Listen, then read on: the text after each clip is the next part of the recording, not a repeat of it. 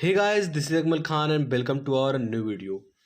आज का हमारा वीडियो होने वाला है बीकॉम सेमेस्टर 1 पर, जो कि इंपॉर्टेंट क्वेश्चन है कम्युनिकेशन के लिए। आपके कम्युनिकेशन के पेपर में जो भी इंपॉर्टेंट क्वेश्चन होंगे, सारे क्वेश्चन आज हम कवर करने वाले हैं। एंड अगर आप ये क्वेश्चंस को पढ़ लेते हैं तो श्योरली आपका ये क्वेश्चन एग्जाम में आने वाला है। एंड मैंने इसका पेपर भी अपलोड किया हुआ था, जिस पर अच्छा रिस्पॉन्स आ रहा है और भी बच्चों ने कमेंट किया कि उस पर इंपॉर्टेंट क्वेश्चन लाइए, तो ये आपके सामने ये वीडियो है। तो पहला क्वेश्चन उठता है कि कम्युनिकेशन क्या है। तो बेसिकली कम्युनिकेशन वो होता है जब दो लोग आपस में बात करते हैं और वो दोनों एक दूसरे को अपनी लैंग्वेज के द्वारा समझ रहे हैं, एक दूसरे की बातों को समझ रहे हैं और उस पर रिस्पॉन्स दे रहे हैं अपना। तो ये जो एक कम्युनिकेशन टाइप बनता है, इसे ही कहते हैं कम्युनिकेशन आपका।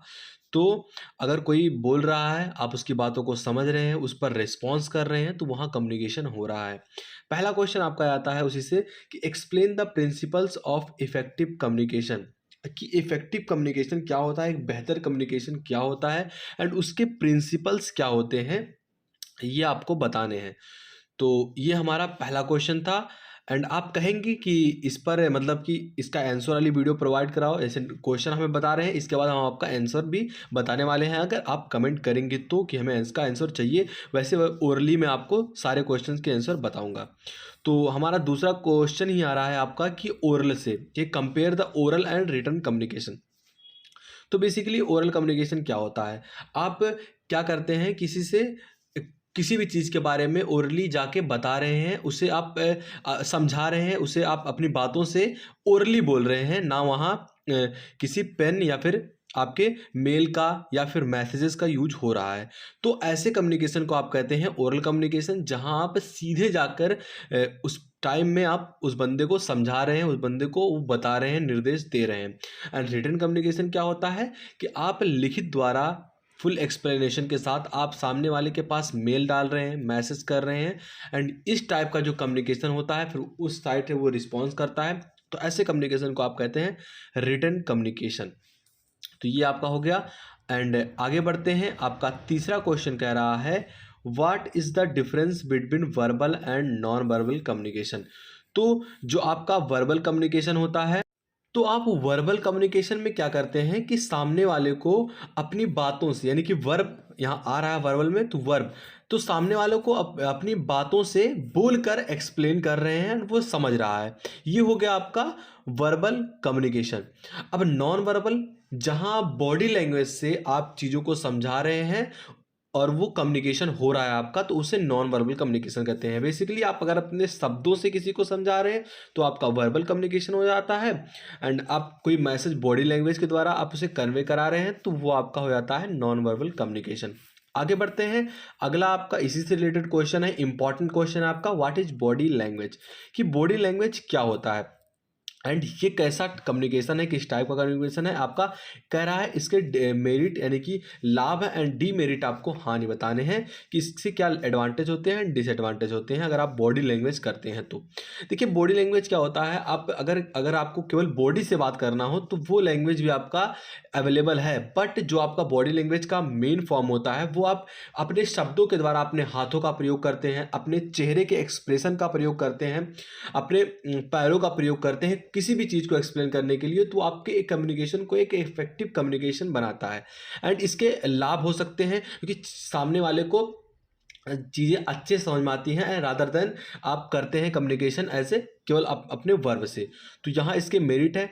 एंड आपके डीमेरिट्स के रूप में हो सकते हैं कि आप कोई मैसेज एक्सप्लेन कर रहे हैं अपने बॉडी लैंग्वेज से, अब वहाँ आप अपने शब्दों का यूज नहीं कर रहे हैं एंड सामने वाला पर्सन आपके बॉडी पर ही निर्भर है। अगर वो आपके बॉडी को गलत वे में ले लेता है, आपके मैसेज को गलत कन्वे कर लेता है, तो वहाँ आपका कम्युनिकेशन हुआ ही नहीं। अगर कम्युनिकेशन नहीं हो रहा है तो फिर आपका वो टॉपिक हट जाएगा। इसलिए अगर आप जो है बॉडी लैंग्वेज कर रहे हैं तो उसमें ध्यान रखना चाहिए कि सामने वाले को आप कौन सा एक्सप्रेशन दें, कैसे अपने मूवमेंट को रखें ताकि वो अच्छे से समझ पाए। तो ये आपका मेरिट एंड डीमेरिट हो गया।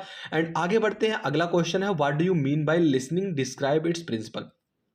सुनना क्या होता है, एक परीक्षण के द्वारा पता लगाया गया कि जो व्यक्ति रहता है कम्युनिकेशन के दौरान, अगर कोई कम्युनिकेट सामने से कर रहा है तो उसके सुनने में उसका 75% टाइम लगता है। एंड जितना भी आपका टाइम बचता है वो उसको मैसेज को कन्वे करता है एंड उसके बाद वो रिस्पॉन्स करता है।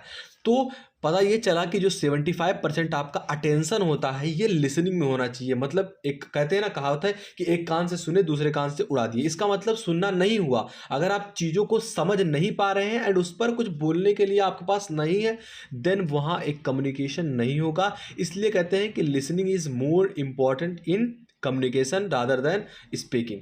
तो ये आपका हो गया कि लिसनिंग क्या है। मैं आपको सारे क्वेश्चन ओरली बता रहा हूँ ताकि आपको एक पॉइंट ऑफ व्यू आपके दिमाग में रहे, एक छवि रहे ये क्वेश्चंस को लेकर। अगर आप कहेंगे तो इसका हम पूरा एक्सप्लेनेशन के साथ वीडियो अपलोड करा देंगे। लेकिन मैं समझता हूँ कि अगर आप किस दिमाग में छवि है इन चीज़ों को लेकर, इन क्वेश्चंस को लेकर, तो बेसिकली आप पूरा क्वेश्चन कर ले जाएंगे।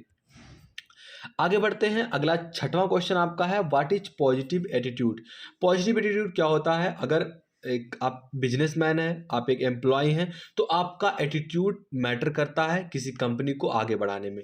आप प्रेजेंटेशन के लिए गए हैं एंड आपको प्रेजेंट करना है अपनी कंपनी को। मान लीजिए एग्जांपल थ्रू आपको प्रेजेंट करना है अपनी कंपनी को, अपनी कंपनी के फीचर्स को, अपनी कंपनी के एम्प्लॉयज़ को। देन वहाँ आपका जो एटीट्यूड रहेगा, पॉजिटिव एटीट्यूड रहेगा, वही मैटर करता है। अगर आपसे चीज़ें गलत भी आती हैं लेकिन आप उसे पॉजिटिव वे में लेते हैं, अपने चेहरे पर हमेशा बॉडी लैंग्वेज के द्वारा एक्सप्रेशन स्माइल वाला ही रखते हैं, तो वो एक इफ़ेक्टिव कम्युनिकेशन होता है एंड पॉजिटिव एटीट्यूड मैटर्स करता है किसी भी मामले में। तो ये आपका हो गया पॉजिटिव एटीट्यूड। बेसिकली ये जो क्वेश्चन आपका है पुट आउट किया जाएगा अगर जो 100 वर्ड में आता है क्वेश्चन, जो 3 नंबर के होते हैं, 5 क्वेश्चन आपका शुरू में आता है, तो उसमें ये क्वेश्चन पुट आउट किया जाएगा, क्योंकि इसके लिए आपको बेसिकली 100 वर्ड में लिखना होगा। इसलिए क्वेश्चन ये मैं यहाँ दिया हूँ क्योंकि इंपॉर्टेंट है, अगले साल आ सकता है आपका। 7वां क्वेश्चन आपका है, what is group presentation and how it is different from and useful from individual presentation. तो ग्रुप प्रेजेंटेशन क्या होता है? जहां आप अपने बातों को एक 4-5 लोगों के ग्रुप में रखते हैं एंड एक एक लोग प्रेजेंटेशन करते हैं, एक एक लोग चीज़ों को दर्शाते हैं। तो ये आपसे पूछ रहा है कि पहले नंबर ग्रुप प्रेजेंटेशन क्या होता है? तो ज़्यादा लोग मिलकर किसी इंडिविजुअल चीज़ के लिए, अपनी कंपनी के लिए, अपने शेयर्स के लिए, अपने सेल्स के लिए किसी भी चीज़ को कन्वे करा रहे हैं, तो वो आपका ग्रुप प्रेजेंटेशन होता है। एंड कह रहे हैं कि ये इंडिविजुअल से किसी एक, अगर कोई बंदा उस ग्रुप प्रेजेंटेशन की जगह कोई अकेला प्रेजेंट कर रहा है उस चीज़ को, देन क्या उसके यूजफुल है ग्रुप प्रेजेंटेशन या फिर इंडिविजुअल। तो आपका बेसिकली जो कह रहा है कि आपको बताना है कि group presentation is more useful than individual presentation. तो अगर अकेला व्यक्ति रहेगा तो वो उतनी चीज़ों को कन्वे नहीं कर पाएगा, क्योंकि अगर आपके पास 5 दिमाग है तो आप एक दिमाग से आगे जा सकते हैं एंड और चीज़ों को एक्सप्लेन कर सकते हैं। अगर आपके पास 5 माइंड है तो इस तरीके से आप लिखेंगे तो आपको पूरे नंबर दिए जाएंगे। अगला है आपका, what is oral presentation, describe its principle. अगर आप चीज़ों को ओरली प्रेजेंट कर रहे हैं, ये ओरल प्रेजेंटेशन का केस कब बनता है? जब आपके सामने हजारों लोग हों एंड आप अकेले उन चीज़ों को दिखा रहे हैं एंड आपको अकेले ही उन सारे भीड़ को संभालना है, उनको कम्युनिकेट करना है, उन तक अपनी बातों को पहुंचाना है।